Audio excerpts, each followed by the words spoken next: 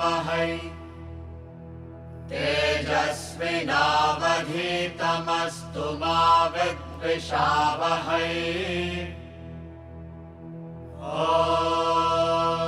शान्ति शान्ति शान्तिः।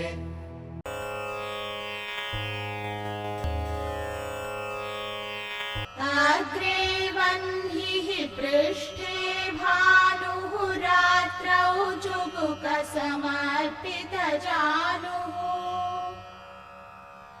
करतलभिक्षस्तरुतलवासः तदपि न मुञ्चत्याशापाशः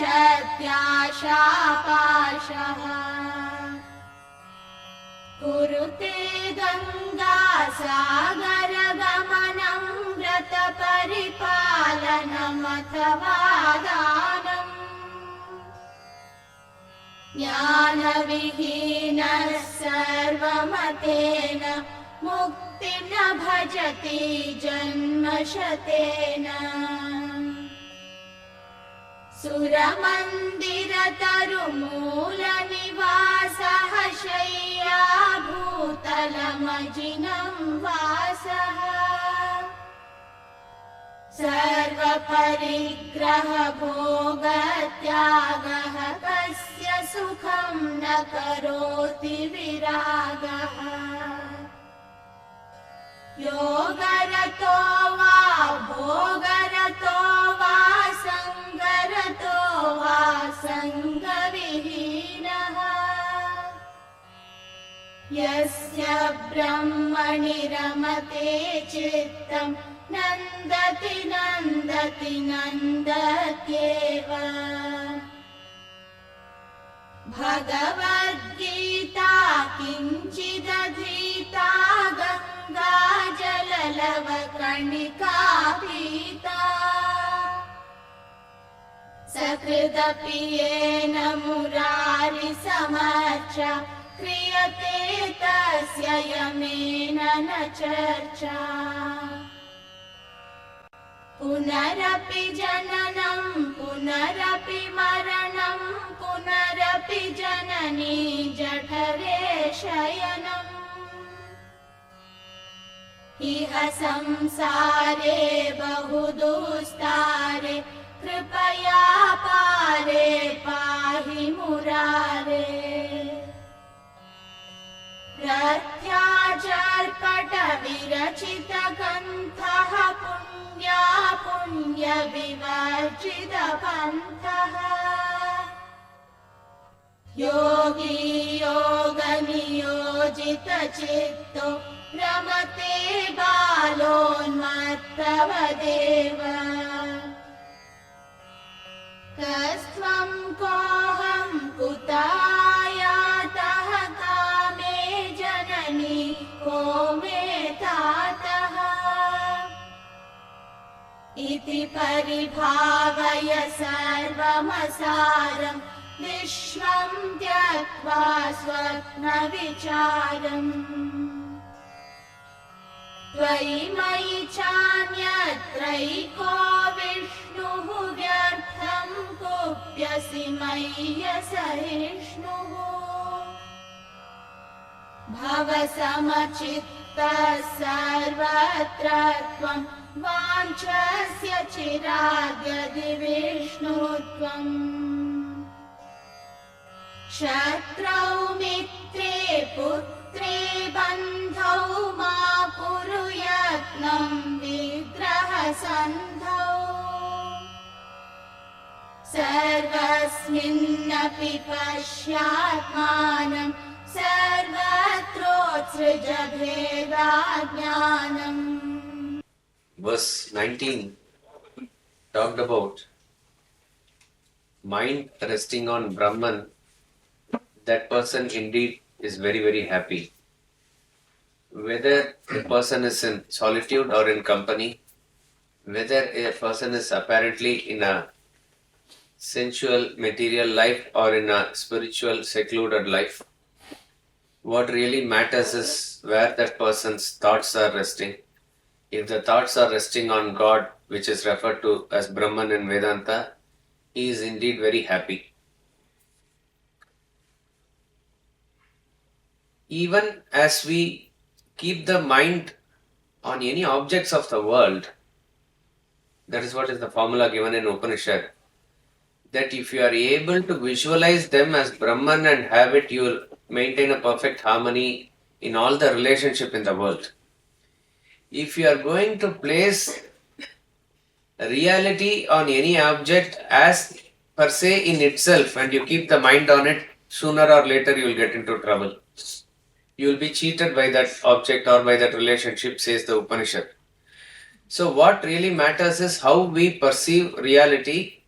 There are people who have achieved it in solitude also. There are people who have achieved it amidst their family and social lives also. Whatever be their method, whatever be their sadhana, the final aspect is that the fixation is on Brahman. This is what is very important. Now, how to fix this mind on Brahman? It is very easily said that. It's in one word we can say spirituality is don't think of the world, think of God. It is as easily said as that.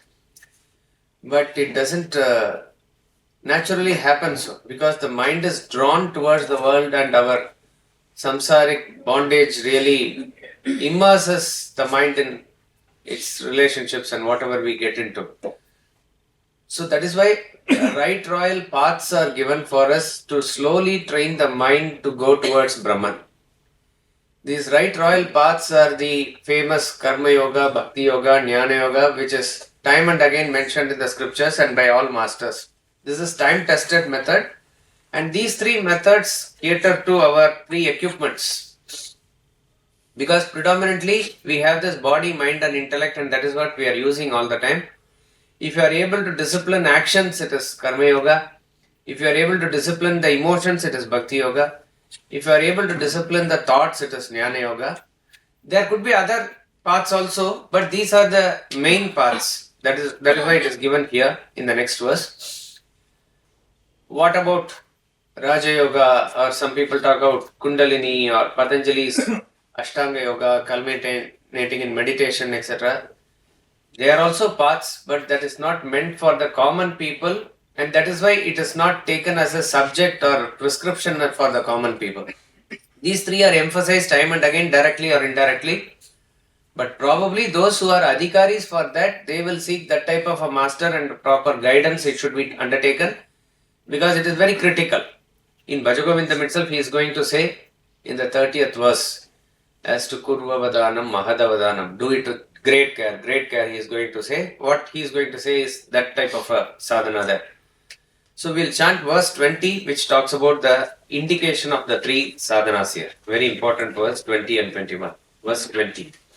Bhagavad Gita kinchidadhita Ganga jalalava karnika pita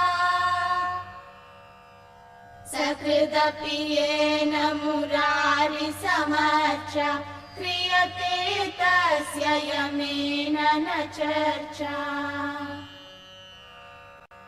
Bhagavad Gita kinchidadhita Ganga jalalava karnika pita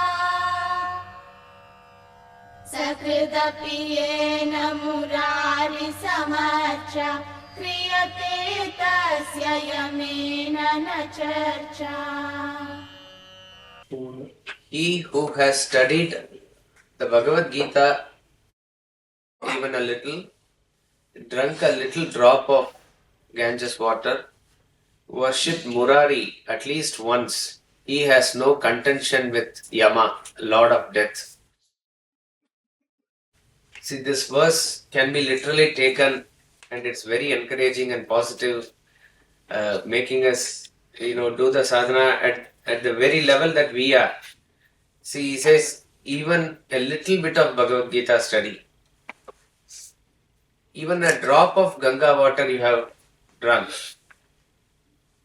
Sakrit means at least once you worship Murari, that person has no quarrel or contention with Yama, the Lord of Death. We need to have the Shraddha and really believe it as it is. Okay. If you take it per se as it is, the immediate question arises, can I say once the Lord's name and is that enough? or one drop of Ganga if I drink, is that enough? In Calcutta daily we are drinking and daily we take bath in Ganga water. And Bhagavad Gita, even a little if you read, is that enough? Actually it is enough. What it means is, with Shraddha, when you do any of these things, it is going to finally draw into the full-time sadhana only. We say that spirituality is not a part-time pastime, it's a full-time awareness of truth. All these are, I wouldn't even say starting points, these are significant points where we need to enter into the spiritual sadhana at various levels of the personality. Once you get the taste of it, again I am saying with Shraddha, when we do, the moment we ask the question, can once I say Ram Nam or this name, will it help? That very thought itself is a contrary thought to what it is saying. It will not help because you firmly believe it is not helping. It will not help. Because your belief is that, how it will help? Okay, then do the tapas, do the sadhana, that will help. But at least you must do it. What is important is doing it with Shraddha fully. Even in Bhagavad Gita, 9th chapter, Krishna says, Patram Pushpam Phalam Toyam Yome Bhaktya Prayachati. With bhakti, if you give one flower, one fruit, one leaf or one drop of water, that is enough. That, he says, he doesn't say I accept, I consume. He says, meaning I take it fully. Tadaham bhakti upakritam. With bhakti, whoever says, prayatatmanaha, he puts in effort. He puts in effort. It is meaning, do not cheapen it, but it is simple. It is simple and it is available for you. Do not cheapen it. You put whatever effort you can. But I am giving you the methodology down to your level. It's very easy. I am going to bring it down to your level with Shraddha. Then what will happen? With that as catching the rope, you will further go ahead in your sadhana. So that is how this verse has to be taken per se. But from even an intellectual angle, if you look at it, it has deep significance. And that is where the interpretation of Karma Yoga, Bhakti Yoga and Jnana Yoga comes, which are the laid out paths, right royal paths, which is going to take us directly towards the self-realization goal. The impediment towards self-realization is our own desires. This is what is said time and again. How to deal with these desires. So, in the initial stage, when there is a lot of desires, what is recommended is the Karma Yoga. Karma Yoga is the path of action. Action a person is prompted to do because he is pushed by the desire. We all act in the world because we are pushed. If you don't have substantial desires, you will not want to go out and do anything.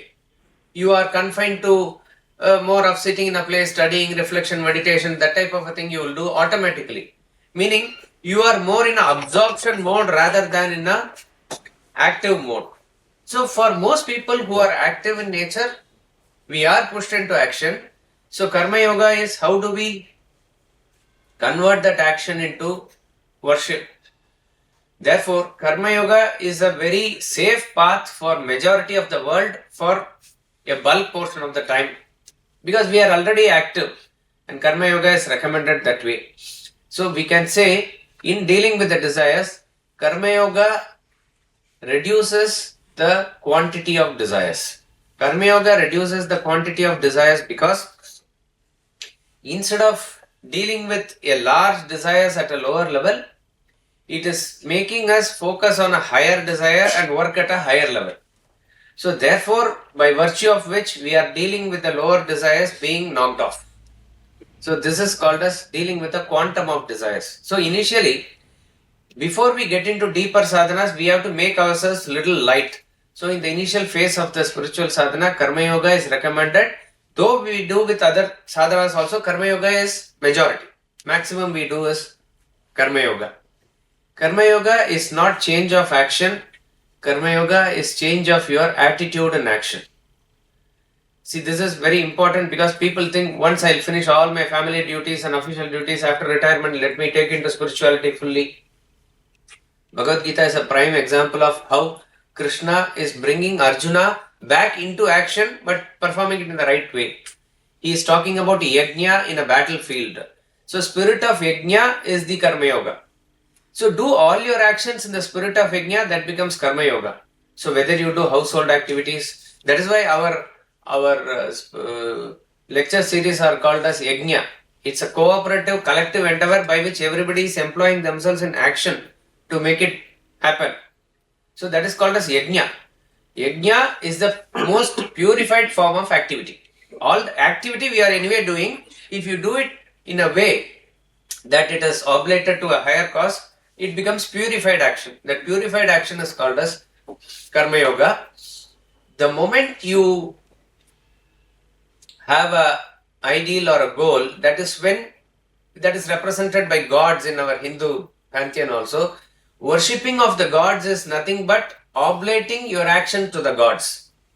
That is why even in Christian terminology, they talk about going to church and worshipping as a service.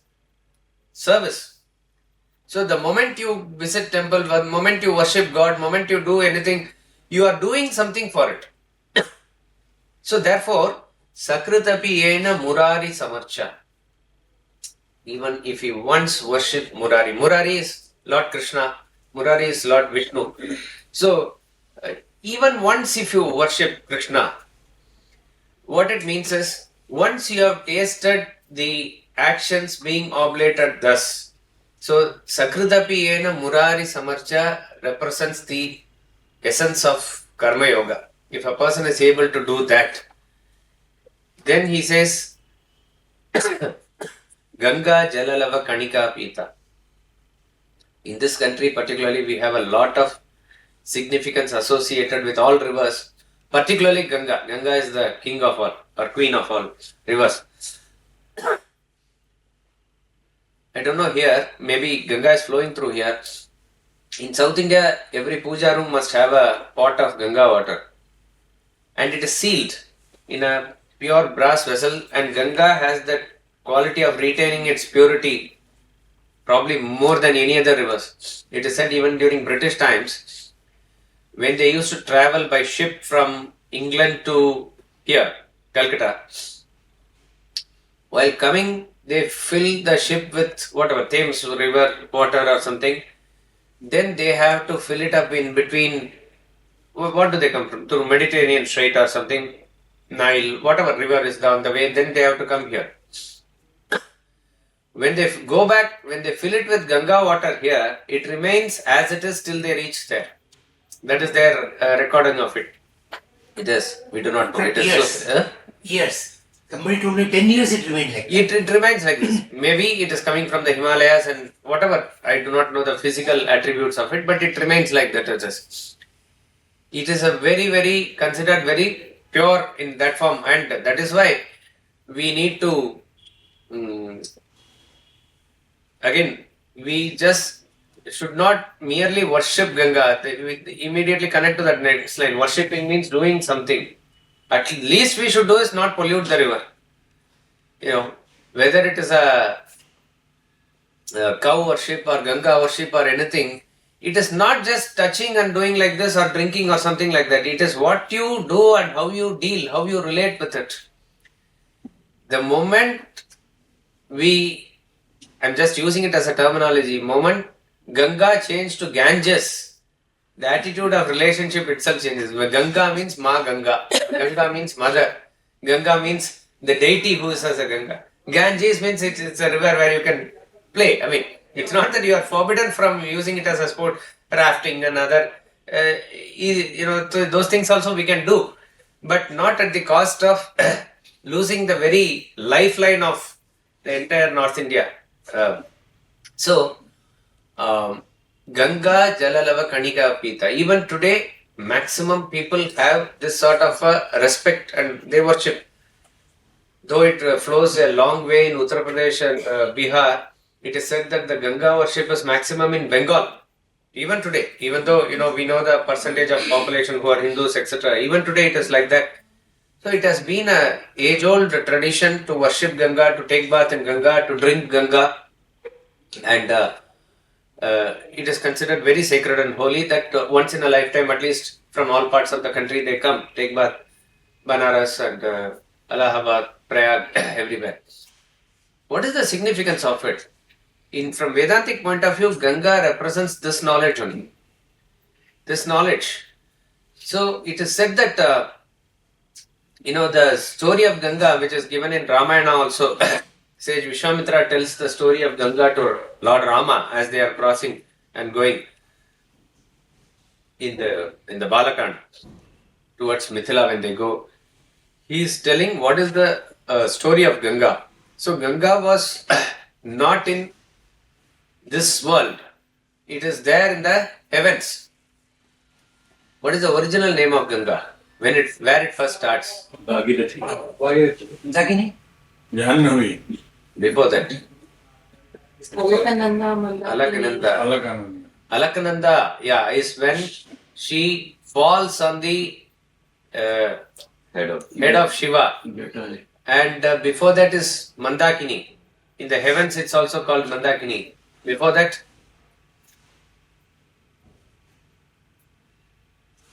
it's from Vishnupadi. The source of Vishnu is that it is in the previous Avatara, Vamana Avatara. Mahabali offered 3 steps of land, land which will be covered by 3 steps. So suddenly after taking that boon, Vamana rose in stature as a Trivikrama. Trivikrama is the big cosmic universal form. So with 1 foot, he covered the entire earth, and with another, the entire other worlds that are there. So then he is demanding, where is my 3rd? So that is when Mahabali's ego was subdued and he offered his own head. This is the story. So when the other foot was going everywhere up to the Satyaloka, Satyaloka is the highest loka where Lord Brahma is there. Lord Brahma with his Kamandalu washed the Lord's feet. So that formed as Ganga. So it is Vishnupadi is the legend. So it is starting from there. And then it never comes down. She is a very significant and a special river. She flows in the heavens only. And then you know the story of Sagara and Bhagirathi where the horse was stolen and the Sagara's son came, 60,000 sons were burnt to ashes by Kapila. It is here in Ganga Sagar is the place that. So there was no other way for a redemption of those 60,000 people except that Ganga has to flow and wash away their sins. This is the condition that is given. But Ganga is nowhere found on earth, it is in the heaven. So the Anshuman and various other kings, Dilipa, in their lineage, they tried very hard, but that could not happen. In their lineage came Bhagiratha in the Surya Raghuvamsha, and he said, this is my first and main responsibility. He renounced everything and did purely tapas only for this. That is why whenever any effort, which is a long effort, which is just finally going to yield fruit, or that effort is called as Bhagiratha Prayatna. Bhagiratha Prayatna means no other person probably did tapas like him, effort like him. So pleased with Bhagiratha, Ganga appeared. She was even hesitant because she knew what is the purity there and what is the purity here, how I will come and flow here. But then Bhagiratha, he convinces her. He says not only the sinners come and take dip to get themselves cleansed. Great Mahatmas, great Rishis, great other people with great punya will also come. So that will add stature to you. Like that he convinces and she agrees. But she says the force with which I come from above, the earth will not be able to sustain that force. So he is asking what is the solution there. You need somebody to contain me, to withstand my force. And who is that? Only Lord Shiva can do it. So he again does tapas towards Lord Shiva. And after very many years, Lord Shiva appears. And Shiva is very happy and he asks what to do. He says, Ganga will come and you have to collect it on your jata. He says, okay. And on the appointed day, Ganga comes and he collects. But he locks and he goes to his meditation. He thought he should collect and he goes. But again, Bhagiratha does tapas to Shiva to say that then he appears that you have to release the water for the welfare of the country, for the welfare of the society. Then slowly a trickle comes out of it. That is the picture that we see. And then again also there are stories that she plays with Jnana Maharishi's ashrama. So again he puts her in the Kamandalu. Then again he has to please. So she's called Jannavi after that. Then she comes up to the Ganga Sagar, and in that Ganga we all take bath. This is a story. But there is a beautiful significance. Significance is that Ganga represents the knowledge of the self. And it is knowledge of the self is transcendental. Transcendental means it's above the world. That is why the term Ganga itself comes after, I think, Haridwar. Before that, all the other name comes. From Haridwar. Rishikesh, yeah. That means she has touched the earth. That is why that Bhumi above Haridwar is called Deva Bhumi. Deva Bhumi means it's not for the normal mortal people. Devas come and play that the valley of flowers and everything it's as though that is where Pandavas also ascended to heaven. So on a normal geographical location also it is considered like a Deva Bhumi. When she touches the earth as it were in Haridwar, she is called as Ganga. Now that knowledge which is above the world is transcendental, is referring to the self-knowledge. This self-knowledge must be brought to the earth for the welfare of one and all. It is not only for those who are above there. It is obviously there. They have got it. But how is it going to be useful for us? To bring that knowledge to us, a great man of tapas is required. That is the effort of Bhagirata. So Bhagirata does all the tapas by which Ganga is coming. And who is to then receive that knowledge, because the knowledge is very powerful. The knowledge, when it is given in such a powerful mode to a person probably who is not prepared, he will not be able to take it. So it will either go above him, or through 1 year it goes through other year, not staying in him like that, or it will not be useful for him in that sense. So you need a person of great tapas to absorb that knowledge. That is Lord Shiva. Having gained that knowledge, having got the Ganga, what he did is he goes in for meditation in the Himalayas. So therefore what it means is, once that person absorbs the knowledge, he contemplates and he meditates. He is going to reach the transcendental reality also. And such a person is available then to give that knowledge to the world, but then it comes out of him in trickles. Trickles means a little bit here, a little bit there. You cannot give out the entire Upanishads and Gita and other thing to a person. Again, it will be too much to take. So that is why in a center or a city like this, we take a once a week class in the morning. That is some amount of knowledge coming. Even in academy where there is a dedicated 3-year course, Swamiji is there for 3 weeks. And even in the 3 weeks, for a weekend, he will go to Bombay and come back. It has to be given in that doses only. There are some institutes which cover, let us say, the 10 Upanishads, the Viveka Chudamani, the Bhagavad Gita, and the Panchadashi and various Brahma Sutra Bhashyas. It could be right or wrong, I do not know, but the entire load is given in a shorter span. It is too much for some people to take, not from the point of view of the length of the study, but if you want to reflect, take in little by little, the dosage has to be very important. So, that is the knowledge that is flowing to us now. In that knowledge, when you dip and take bath and immerse yourself, what it means is that you renounce the body, mind and intellect in the immersion of that knowledge. You say, I am not this body, I am not this mind, I am not this intellect, I am the self. As it were, you merge into that personality. So Ganga represents the knowledge. So even a dip, a small drop of Ganga water you drink, that means if you are able to consume this knowledge. As I said, pilgrimage, taking even day before yesterday when we were on the boat ride, we saw that was a Poornam Adah, Kartik Poornima. Yes. So there are a lot of people along the Ganga at various ghats, they were taking bath. So that Shraddha and that thing is there, that you have to appreciate, or you need to admire them. That will help, definitely. But if you understand the significance and do it, will be a little more helpful. So Ganga association is always with devotion. As you perform it, when you understand the symbolism, there's a deep intellectual meaning also to it. So a person who is able to drink Ganga water means who is able to perform this act of bhakti also. So if a person is able to do karma yoga, which is indicated by worshipping of Murari, a person who is able to do bhakti yoga, which is indicated by drinking of Ganga water, bhakti yoga, how it deals with desires is that it changes the quality of your desire. Karma yoga reduces the quantum of your desire.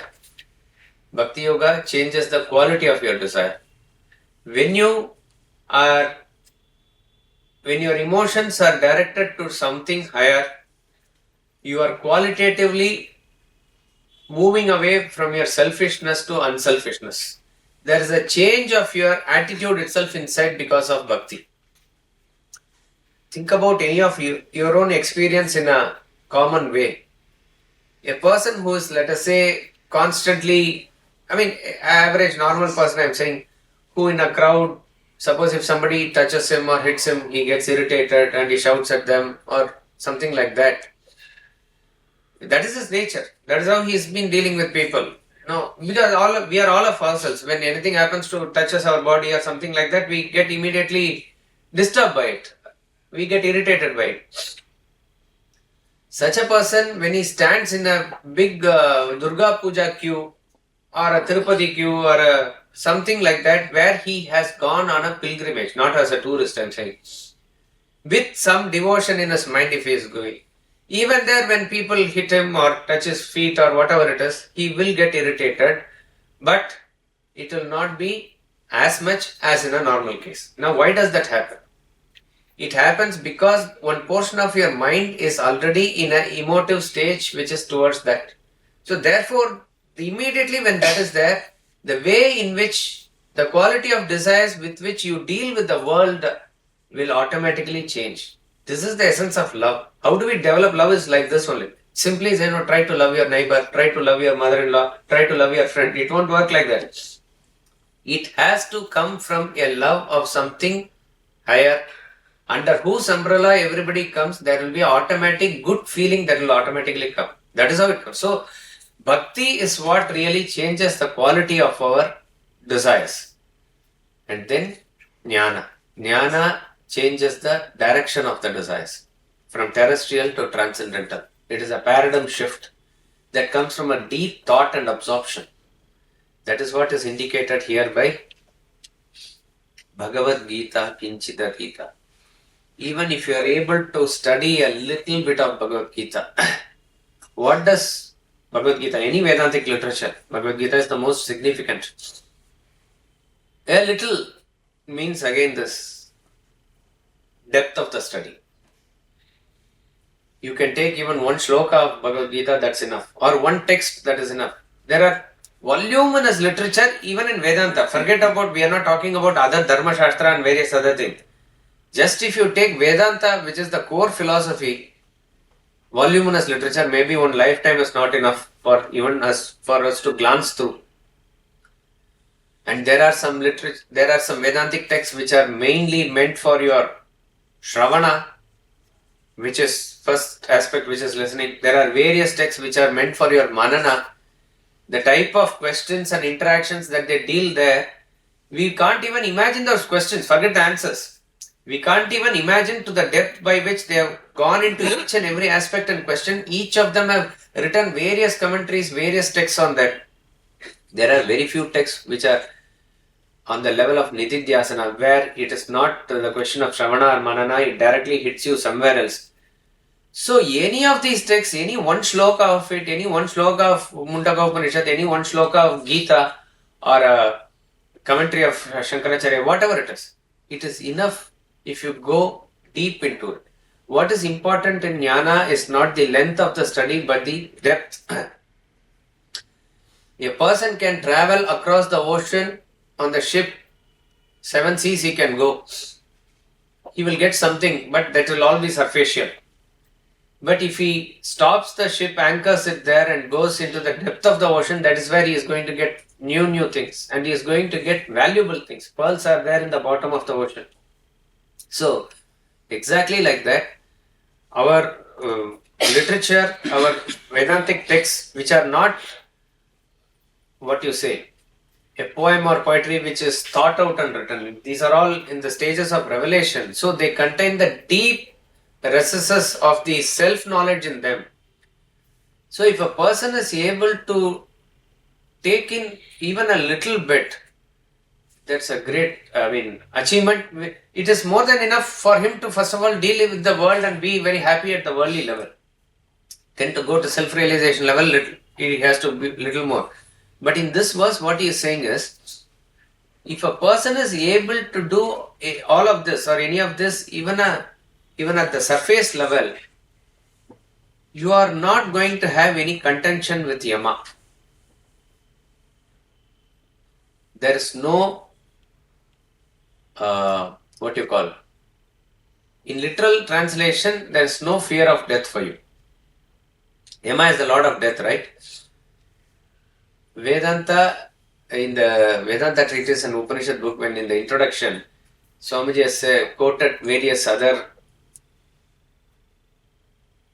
scholars and thinkers as their tribute to Vedanta.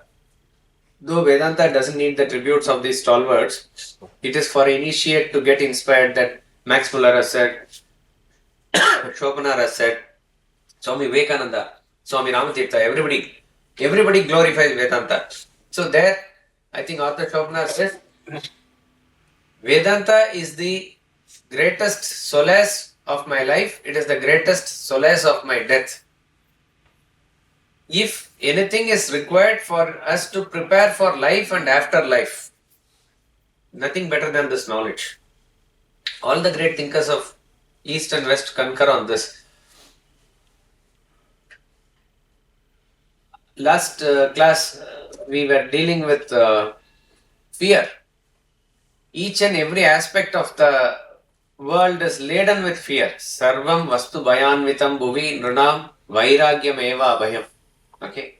Each and every aspect of the world is laden with fear. What is the greatest of all fears? Is the fear of death. Because the moment that we are born, what is sure is that we are going to go. But when and how we do not know. So there's always a question mark. Since the greatest attachment is to the body, the greatest fear of that is that of the death. Because we cannot let it go. Though we understand it here intellectually, the mind refuses to believe. It is just that it will not let it go. In the chapter 2 of Bhagavad Gita, verse 40, Lord Krishna says, Swalpam api asya dharmasya trayate mahato bhayat. He is talking about Buddhi Yoga. Buddhi Yoga is interpreted as doing proper way of Karma Yoga using Buddhi. And he says, Swalpam api asya dharmasya. Swalpam means little bit, very little. Asya dharmasya, this dharma that you do even a little bit, trayate mahato bhayat. You cross over the greatest fear. So Shankaracharya is taking that verse and explaining or questioning what is this greatest fear. Greatest fear is this fear of death. So even if you are able to practice Karma Yoga a little bit, you are able to conquer the greatest fear. What can be a fear greater than this fear? See, as of now we can say, how do I manage this month's fees? How do I pay? That could be a fear. Or how do I manage this? Yajna is coming, how do we do? That could be a fear. Or it could be anything for that matter. How to conduct this marriage? That could be a fear. Or there is no, alliance coming. That some fear or the other that is carrying on in his life. All this is fear.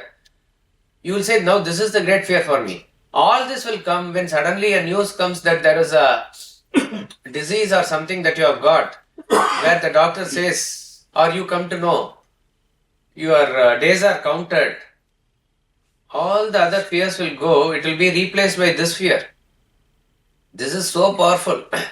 This is so significant. It will occupy. So, however much we may try to intellectualize now, once that time comes, once that news comes or whatever, only then we will know the significance of it. That is the greatest fear. And he says, very confidently, Swalpamapi asya dharmasya. Even if you practice a little bit of this, you will be able to conquer that fear. Now analyze that.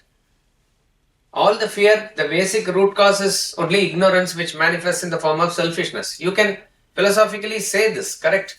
That I am this body is referring to my egoistic stance, which is my selfishness. I am this body. So everything, all the desires are associated with this body, centered around this body. Egocentric notions, everything is centered around only when the body is there. So that I am this body is the greatest attachment that we have. If you are able to little bit even take the thoughts away from the body and place it somewhere else, to that extent you become actually little light. And that is precisely what this knowledge is trying to tell us. See, otherwise, people want to get rid of stress, strain, they want immediate solutions, they want some meditation course or crash course. It may work something temporarily, but it won't take away the root cause of the problem. Here what we are attempting to do is that take away the root cause of the problem. Root cause of the problem is this, that out of ignorance we consider ourselves to be this body. This is the knowledge where the Guru comes and says that you are not the body, you are the self. You are that infinite self, nothing short of it. So slowly this has to work within us. Slowly this has to work and make a change within us. If a person is even able to get himself, let's say there were very many patriots, stalwarts. They gave up their life in the cause of the nation. We do not know how much of a Brahmajnani they are. But they were of certain high caliber. You can say the inspiration came momentary, but some were very much trained and they were ready for that cause at any point of time. How could they do that? How could some Bhagat Singh and others kiss the noose that was going to hang them in that movie? What is it? Rang De Basanti. Rang De Basanti movie. They were showing that who are the three Rajgurus, Sukhdev and Bhagat Singh. Rajguru's pocket. They found. He is asking. The jailer is asking, "How are you able to go happily towards that noose?" He is saying, "You read this, you will also get that feeling." He gives Bhagavad Gita. Vasamsi Jirnani, that verse is being chanted there. That is the verse that we put when a person dies also. So it is very clear that even a person who we need not place at a very high level of a Brahmajnani or a great renunciate, virtually it is seen and it is a proof that they are able to get rid of a good aspect of their selfishness and fear of death. So why will anybody not achieve this if we are able to take this knowledge diligently? Now where is the problem coming? When we attend a class like this on a Sunday morning, when you even take up study, course and everything that we do it with reference to something that is, and we are not hypocrites. I am not saying that we do it for showing off to others. Everybody does that diligently, but it doesn't spring out of the depth of the desperation with which we want to get out of this world. In other words, a strong mumukshatva does not prompt us to do. What prompts us to do is, it is something good I have to do, let me try my best, whatever best can be done, in the spare time I will do, this sort of a thing, because our preoccupation is something else. When the preoccupation comes to this, and when will the preoccupation come to this? Only when you find a desperation for this. That is why this verse is directly connected to the next verse. Punarapi Jananam, it is going to come. Unless otherwise we find or we feel that desperation, we are not going to do with that intensity. See, in the Aesop's fable, or I do not know whichever story it was, a rabbit is there and this man is having this hound, a dog, and he is going into the woods and he lets loose the dog when the dog is spotting a rabbit and it's wanting that rabbit, and he also let loose the dog. The rabbit, sensing the danger, it runs very fast. This hound is also very fast. And it is chasing and chasing. Finally, the rabbit somehow escapes. Even in case of the forest when they shoot by a tiger chasing and getting a antelope or deer or whatever it is. Average is once in 20 attempts or something is what is going to be successful. That is how the statistics is. But if you keep a running race, let us say between a cheetah and a deer, or this hound and the rabbit, any day hound will win. The dog will win. Rabbit cannot outrun hound on a normal speed basis. If you see pigeon and eagle, same thing. Pigeon seems very stocky, it is very fast. But when the eagle chases in its highest acceleration speed, it has to catch there. If it misses, it cannot catch a pigeon. But on any given day, if you keep a race between an eagle and a pigeon, eagle will win. So this hound comes out exhausted and comes to the master and asks, any day I can run faster than the rabbit. But how is it that I am not able to catch the rabbit? What does the master say? One is running for life, the other one is... You are running for your food. The rabbit is running for the life. So the desperation with which the rabbit will run is different. The desperation with which you will run is different. If you don't get this rabbit, you may get... If it loses its life, it is not going to get another life. So what really matters is the desperation with which you do that action, that much intensity will come in the action. So very many people are given with, they are very intelligent. They have a chance to crack many universities. We were discussing this yesterday. So once that so much choice is given and the energy is frittered away like this, they may not be able to crack a entrance exam or something. One who is not that much of a high IQ caliber, he is little low. He has only couple of choices. The intensity with which he will crack the exam. Sometimes it happens like this. So all of this only boils down to the intensity with which we do. So it is not that, okay, I have time, how can I help you? I can do this. Yes, to that extent you will get some punya. Definitely you are doing some punya karma for others, you will get a punya. But much more than that is what we should convert our actions into. Much more than that, gaining scholarship and clarity in Bhagavad Gita, those are all steps, but much more than that is what we must use the study into. Much more than that, getting a emotional solace or something is what we must use a temple or a deity or a puja or worship also. It is to develop that intimate relationship with which you go even beyond that. So, it is the intensity and desperation with which we are supposed to do. With that intention, he says, if you have even studied a little, if you have even studied or drank a drop of Ganga, if you have even worshipped Murari once, you will not have problem with Yama. In the absolute level, you become absolutely liberated, you become changeless, because Yama is Lord of death. Death means birth, birth means death. You cross over birth and death. You become absolutely liberated. In the relative level, you are free from the worries and anxieties, particularly what is going to happen, this sort of a feeling. You will cross over and lead a very peaceful life where you are not worried about the highest form of fear that is there in the world also. So it prepares you this way. To the extent that we are able to do any of these sadhana, to that extent it is going to be helpful for us. That's how we have to see. Now coming back to the main thing here, study of Bhagavad Gita. Bhagavad Gita is probably the greatest text of Vedanta from a majoritarian point of view. Upanishads are the source, Bhagavad Gita is the essence of Upanishads, and there are various other great texts also. But when it comes to a universal application of Vedantic knowledge, we see that Bhagavad Gita caters to each and every person. Whether he is a great jnani waiting for realization or who has realized, or is an initiate who is getting into corporate life only, or any person in any form, we have a inspiration in Gita and the message is there for everybody. At various levels it helps. That is why in the Gita Dhyanam, Madhusudana Saraswati says, Amba means mother.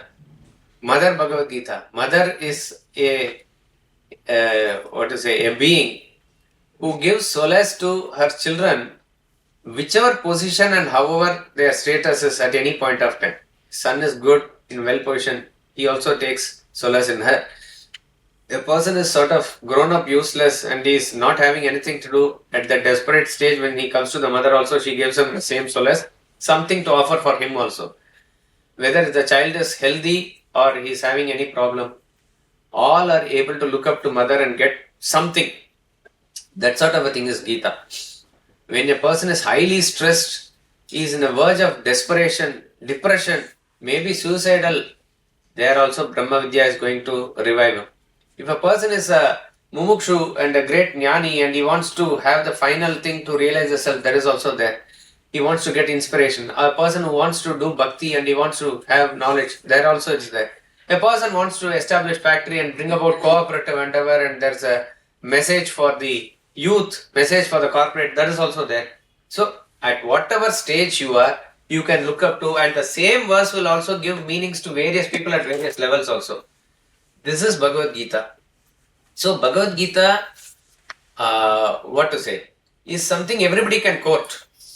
In the same Gita Dhyanam, he says it is like the milk. Milk is a universal food which is applicable for everybody. A child or a adult, a healthy person or an invalid person, American or Indian, everybody derives strength from the milk.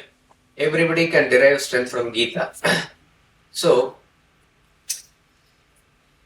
as we study Vedanta and we know Vedanta is for our self-development and self-realization, if you are taking this up as a full-time, when I say occupation in the positive way, that you are going to study, research, propagate, write commentary or whatever it is, you need to dedicate your life fully and you need to have other material also. But if you want to take up Gita and substantially improve your life from wherever you are, if you have to take up this knowledge, then probably one text is enough. I would say Vedanta treatise is enough or Bhagavad Gita is enough. So stick to that, quote it, go into the depth of it. However great the master or commentary is also, he cannot pack everything what the verse is saying because it has to be revealed to you as you go. So 700 verses is relatively a short text. You can take chapter by chapter, topic by topic, verse by verse, go into the depth of it, or take only one portion of it and go into the depth of it. You are going to derive the same message only. So such a person who is able to quote Gita, who is able to drink Ganga, who is able to worship Murari, he undertakes what is known as an integrated sadhana. It cannot be that only karma, it cannot be only bhakti, because we are emotional, we are active, we are intellectual, we have reason. So you have to cater to all aspects of the personality. Now the question arises into what proportion we do. You have to analyze your own personality. But a shortcut method is, when I say shortcut, easy way to understand it is, you will feel comfortable in something. Some people are comfortable in organizing, doing work, various things. They have to do karma yoga naturally. Some people are sitting, studying, questioning, thinking. They are able to do jnana naturally. Some people are able to have good emotions, relate to God, sing bhajans, go to pilgrimage, do puja. That all those things comes naturally for them. They should do more of this. But you cannot neglect the other. You have to significantly devote time to others also, because we are a composite personality. It is the question of how we define the problem. That is how the solution is this. See, ultimately, if you say the ultimate thing that Vedanta says is the root cause of the problem is ignorance. So therefore knowledge is required. And that knowledge is the ultimate awareness. And when we talk about jnanam, we are talking about that type of thing only. If the same thing you talk in terms of same problem, you talk in terms of lack of faith, lack of devotion, then bhakti caters to that. The same thing you express it as too much of selfishness, that is the problem. All that is fine, we know everything, but it is the selfishness. Therefore karma yoga comes into play. You have to do unselfish activities. Think in terms of others and do your activities. That is the solution. You think in terms of too much of lack of concentration, mind is restless, that is need to be conquered. You need to do the integrated yoga, which culminates in meditation and everything. So it is an integrated sadhana. Now, if I ask you, any one of us here, what is your problem? All four are problems. Ignorance is also a problem. Lack of concentration is also a problem. Selfishness is a problem. Lack of faith is also a problem. So therefore, we need to do all the four. We need to do all the four. What comes to you more naturally, do that a little more. But do put in effort, because when it comes like a second nature, then you are not consciously putting in effort. So you do the other things also. So in general, we can say, as early in the morning as we get up, we have to do a little bit of study and reflection.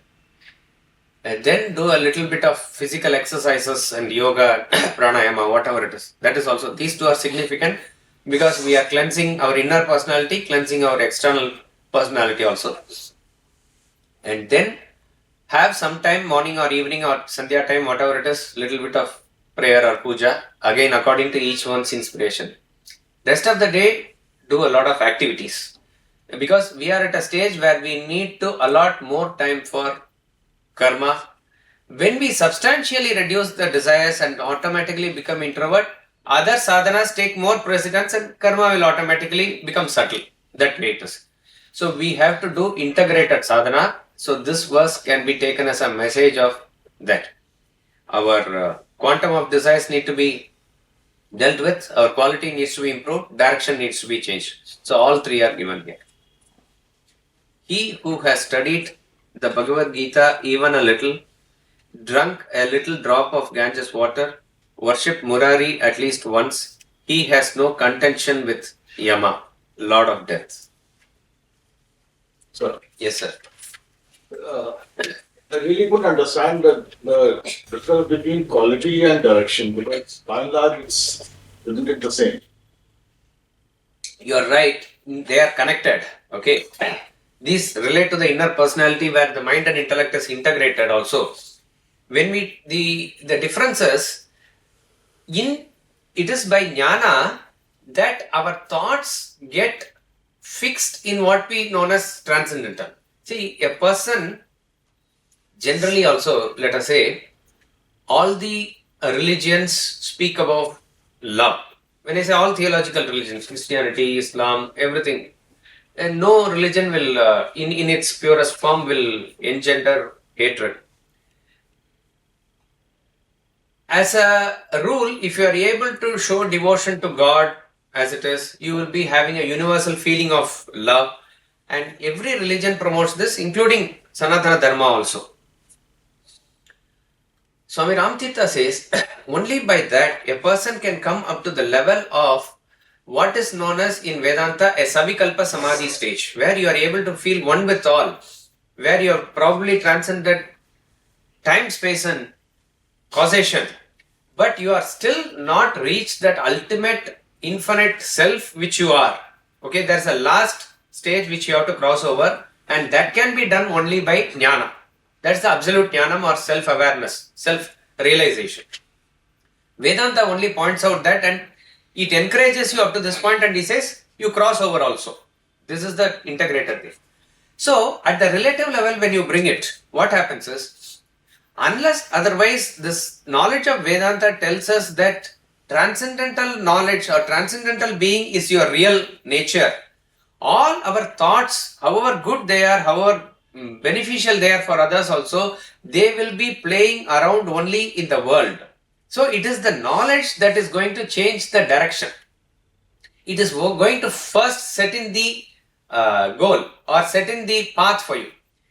So it's a beautiful metaphor that comes in Atma Bodha.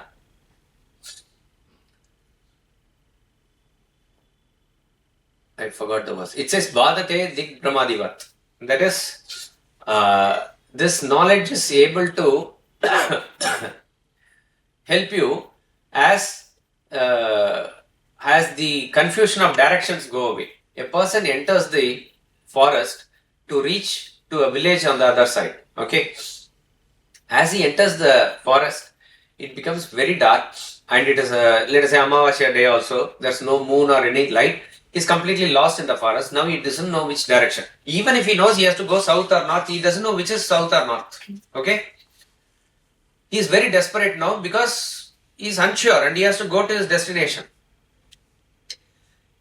In that time, when he is very desperate, a man appears there with a lantern, and seeing his desperation, he only says one thing.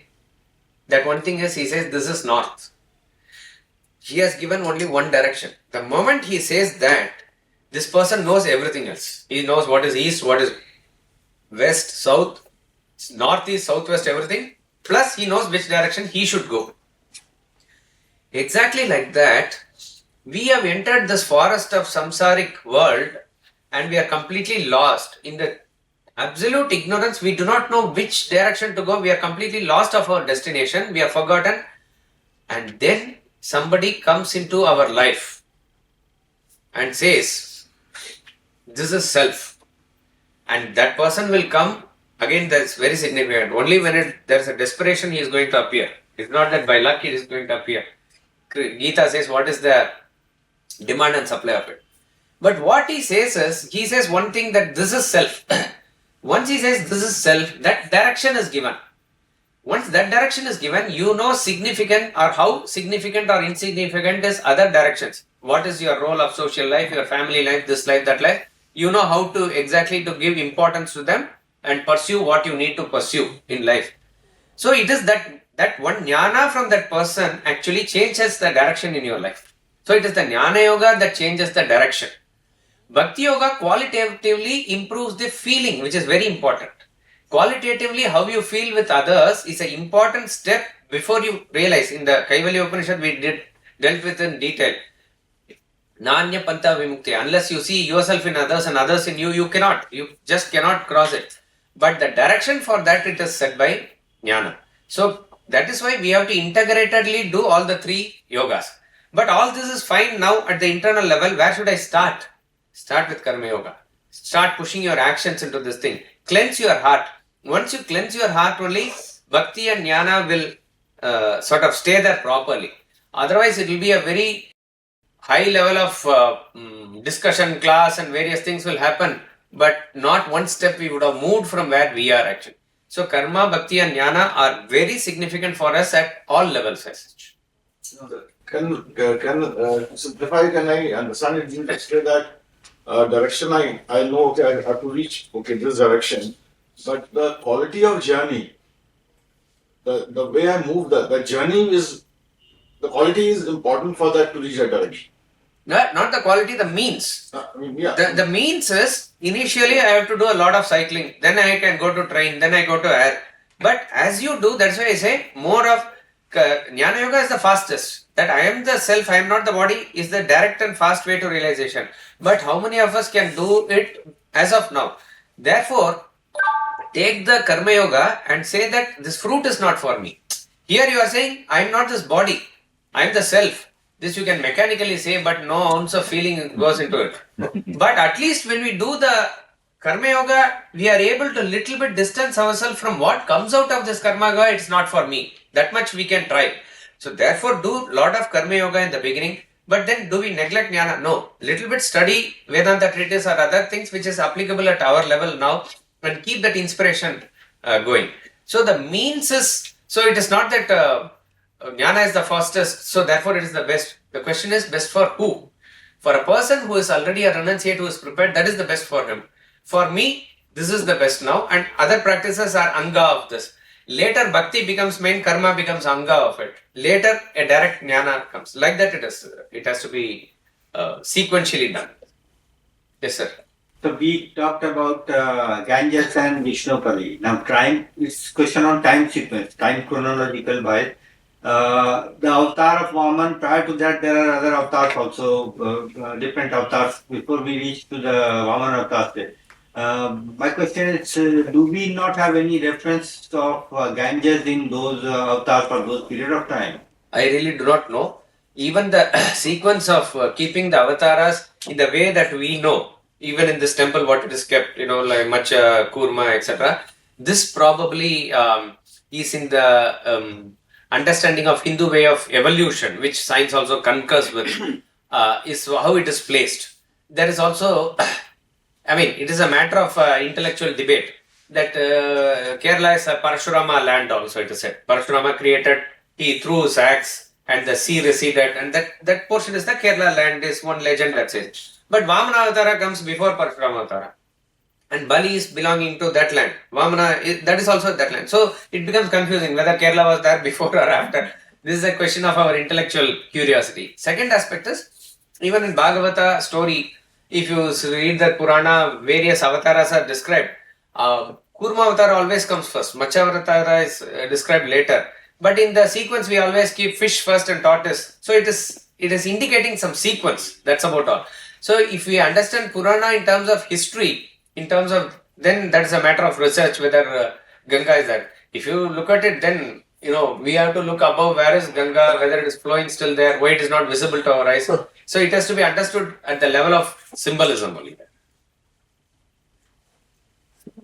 Yeah. Getting over the fear of death. So can we, I don't know if I'm thinking it, Swami Ramkita died very early, even Vivekananda. So is it because they got over the fear of death, so they didn't care about themselves and they died early? No, it has nothing to do with the time of your death or the mode of your death. As long as the person is a realized person who is a Jivan Mukta, he has completely cast off the body that time itself. Body is mechanically functioning and it will meet its end in according to that Prarabdha Vasana or Purva Adhyasa of that particular Jnani. Ramanujacharya lived a long life. Adi Shankaracharya lived 32 years only. But when the Kapalikas were wanting to behead him, he was only smiling. That means he was prepared that time also, but that didn't happen. Continuing of the body is also he is not bothered about. So getting rid of the thought of the death is directly proportional to the Atma Jnana that we are gaining. But when and how their body, or they leave the body in the mortal way and they go, that depends on various other factors. We'll conclude. Sir, Yes, sir. how to achieve this desperation within us? Desperation. How it will come? Satsangatve nisangatam. You have, see, the I desperation have to will... wait. I have to wait. You can keep on waiting. That's why I said Satsangatve. You keep associate yourself with those who have the desperation. That is the only way. If you see the pangs in others, if you see only the bhakti in others in such a way that you know that there is such thing or such a bhakti. Otherwise, we all think we are great bhaktas, right? And everybody thinks he is a great karma yogi and I work for my family and I do this various things that everybody. Unless otherwise you meet a person who is actually dedicated to the nation or actually dedicated to the cause, then only we know what is real karma yoga. Similarly, unless otherwise we meet a person and associate with a person who is having that depth of that bhakti, all of us consider ourselves to be great bhaktas, or none of us here have anything against God in any way. We do it that way. Similarly, you have to associate with that person who is having that desperation, for which I would say we can, in other words, this cannot be put in by any master or grace or anything like that. We have to slowly start kindling. Fire is always there within you. You start kindling the fire, have a schedule about studying or something to keep that fire alive. Slowly, then you will try to meet that type of circumstances and people and other things in your life which will conflagrate it further.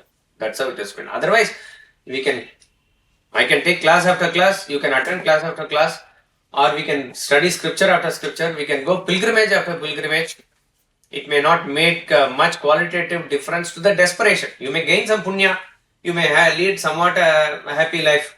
You may be, that's about all, which is a very, very, a insignificant fruit of what the sadhana is meant for. So it is that desperation. It's that, in other words, you must, that's why Swamiji says, this knowledge I can give. Scientifically it can be very, very well presented, but that awareness nobody can give. No guru can give. No Krishna or Lord also. It has to be from within. We have to yearn for it. At least what we can, at a minimum level, do is have that awareness that I am not able to have that. That itself should create that vacuum in us, that sort of a thing we must be desperate for. We'll conclude.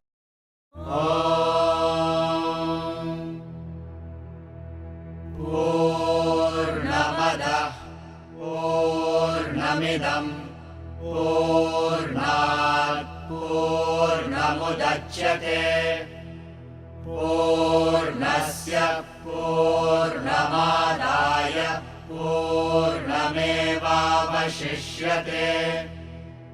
Om Shanti Shanti Shanti.